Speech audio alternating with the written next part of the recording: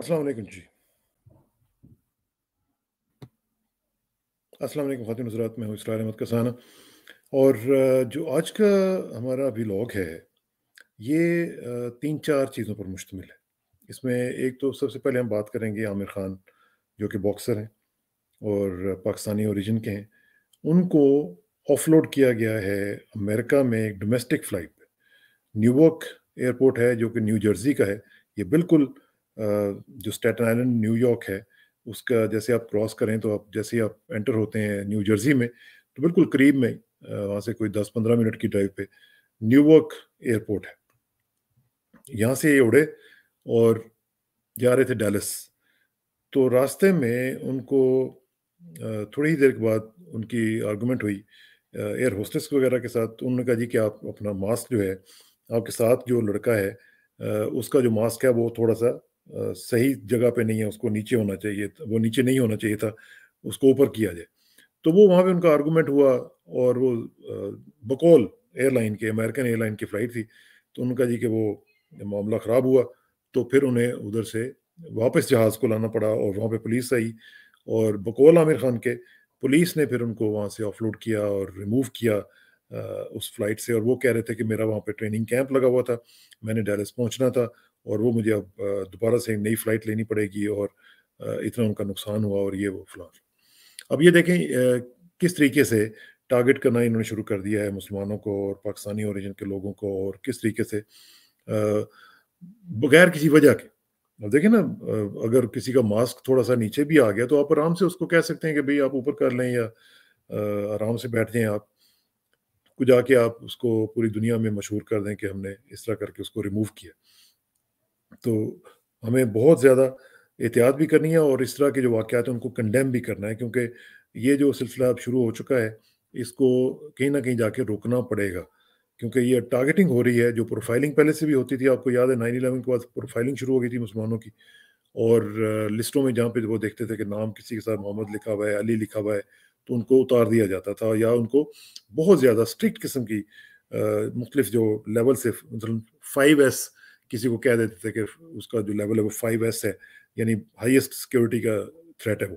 तो इस तरह करके रोक दिया जाता था। एक तो ये हो गया। हमें इसको कंडेम भी करना है और उसको रोकने के लिए भी अपनी आवाज़ उठाते रहना है।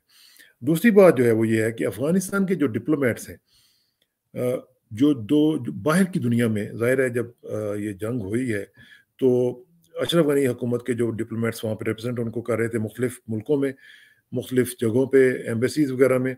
अब उनका मसला ये बना हुआ है कि उनको ये समझ नहीं आ रही कि नई जो हुकूमत आई है वो उनको ऑन करेगी कि नहीं करेगी। ऑब्वियसली उनमें से कई तो ऐसे हैं जो कि उनके लोग थे, तो वो तो मुश्किल हो जाएगा उनको अडॉप्ट करना। लेकिन उनके लिए मसला ये बना हुआ है कि वो अब क्या करें? अब वो मेरी इत्तलात के मुताबिक इवन पाकिस्तान में भी कई लोग जो हैं, उन्होंने यूएनएचसीआर वगैरह के जो लोग हैं, बाकी जो ऑर्गनाइज़ेशंस हैं, उनको ये रिक्वेस्ट किया कि हमें यहाँ से आप अपने-अपने ममालिक में ले जाएँ, ताकि हम वापस अफ़गानिस्तान में ना जाएँ, और वो असाइलम लेने के चक्करों में पड़े हुए हैं। अमेरिका के अंदर भी लोगों की इत्तलात ये हैं कि वो जो अफ़गान डिप्लोमेट्स हैं सो कॉल्ड, वो वहाँ पे असाइलम अप्लाई करना चाहते हैं और उनके लिए वो कोशिश कर रहे हैं कि उनकी वहाँ पे बातचीत हो जाए। तो ये एक लिम्बो में है इस वक़्त सूरत-ए-हाल।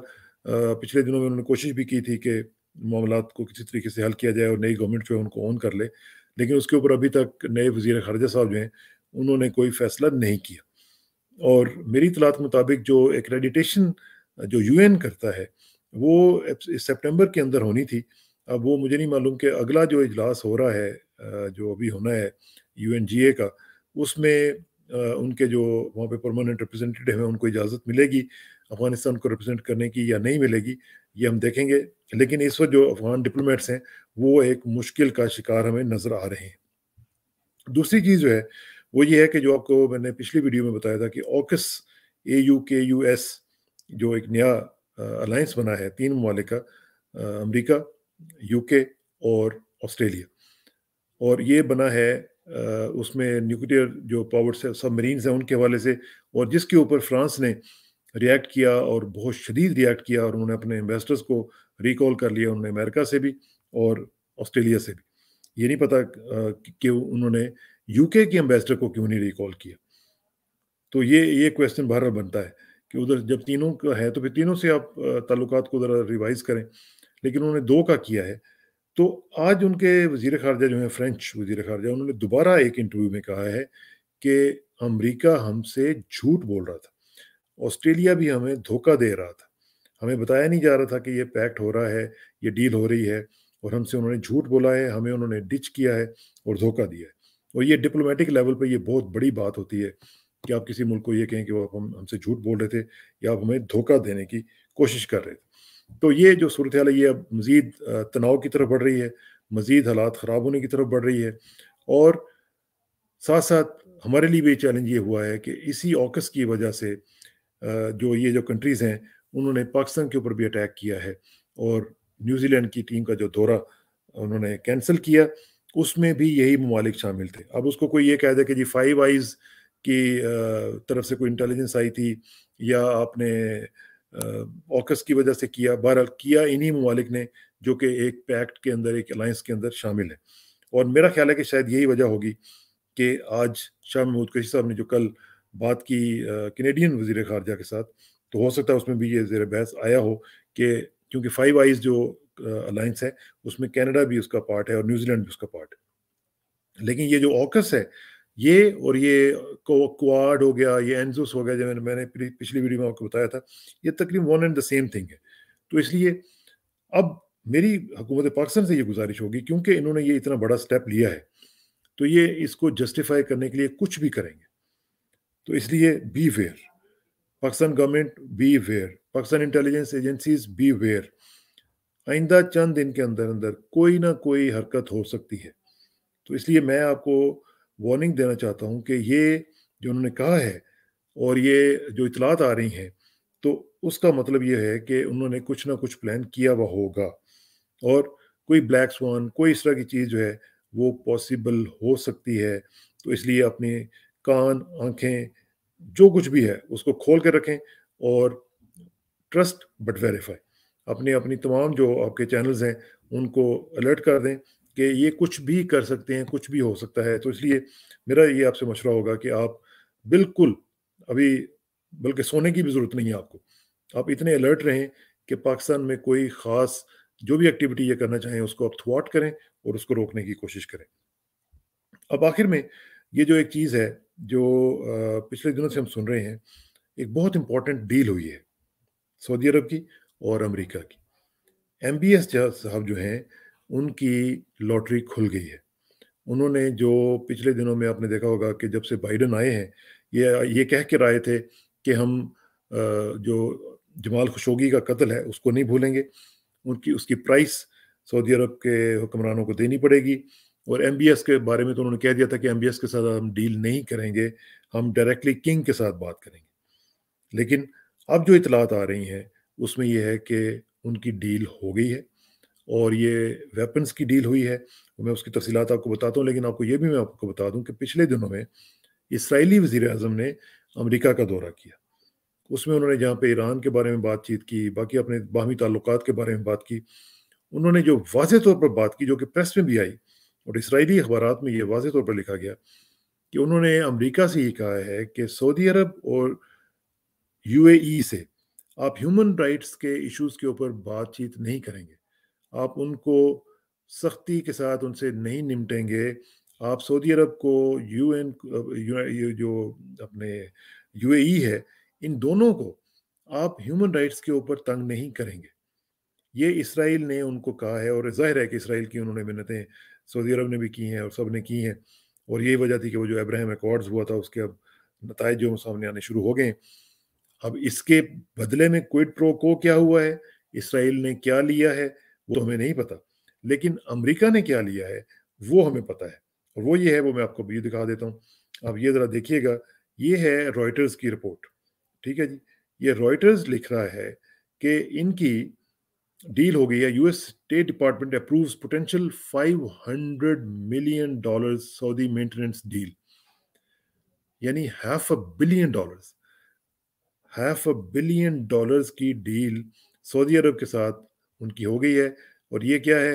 ये आप देख रहे हैं कि ये हेलीकॉप्टर्स आपको नज़र आ रहे हैं, ये हेलीकॉप्टर्स और ये सारा कुछ, इसकी तफसील मैं आपको बता देता हूँ कि उन्होंने $500 मिलियन की ये जो डील की है, it was the first major defence agreement for Saudi Arabia sent to Congress since President Joe Biden took office on January 20th.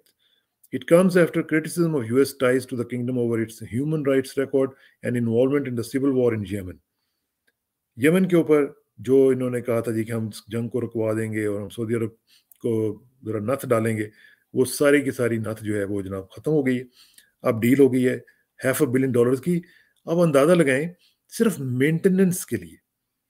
अब मेंटेनेंस किस चीज की है?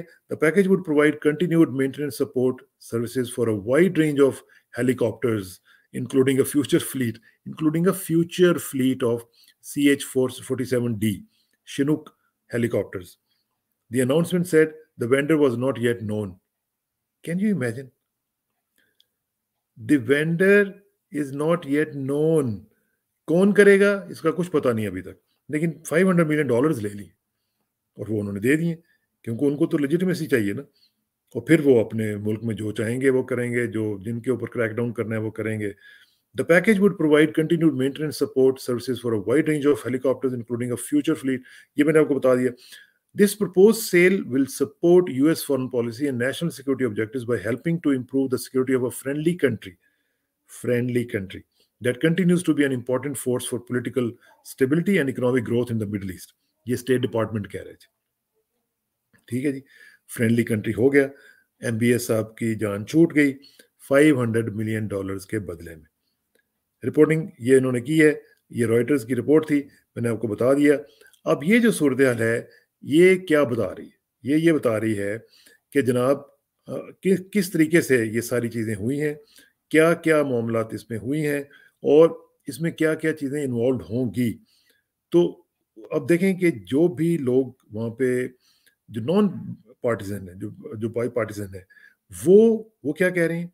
वो इसको शदीद क्रिटिसिज्म का शिकार बना रहे हैं। वो कह रहे हैं कि जनाब बाइडेन साहब ने समझौता कर लिया अपने उसूलों के ऊपर, जो ह्यूमन राइट्स इनके रिकॉर्ड थे वो सारे के सारे उन्होंने बेच दिए और उन्होंने कहा जी कि हमें इस वक्त सिर्फ ज़रूरत है तो पैसों की ज़रूरत है और वो हम करेंगे। और ये किसके पीछे? इसके पीछे कौन था? इसके पीछे था इसराइल के पीछे कौन था? पैसा। अब उसके पीछे और क्या क्या होगा? फ़लस्तीनियों के ऊपर सौदेबाजी हुई होगी। अब वो कितनी बड़ी सौदेबाजी हुई होगी, क्या क्या हुआ होगा और कितने ममालिक मजीद अब्राहम अकॉर्ड्स की, क्योंकि ये ट्रंप की जो पॉलिसी है अब्राहम अकॉर्ड्स की, वो ये भी फॉलो कर रहे हैं। वो बाइडेन साहब ने कोई नई पॉलिसी नहीं अनाउंस की, वो उसी पॉलिसी को अनाउंस करने के बाद उसी पॉलिसी को फॉलो कर रहे हैं जो कि ट्रंप की पॉलिसी थी। तो इस लिहाज से अगर देखें तो ट्रंप की पॉलिसी में और इनकी बाइडेन की पॉलिसी में कोई फ़र्क नहीं है। फ़र्क सिर्फ इतना था कि हमारी डील उनके साथ हो जाए और हम अपनी डील ऐसी कर लें कि जिनके ज़रिए अपने जो मिलिट्री इंडस्ट्रियल कॉम्प्लेक्स है वो चलता रहे और मामला जो है वो आगे बढ़ते रहे। इसमें अब फ़लस्तीनियों के साथ क्या होगा मुझे नहीं मालूम।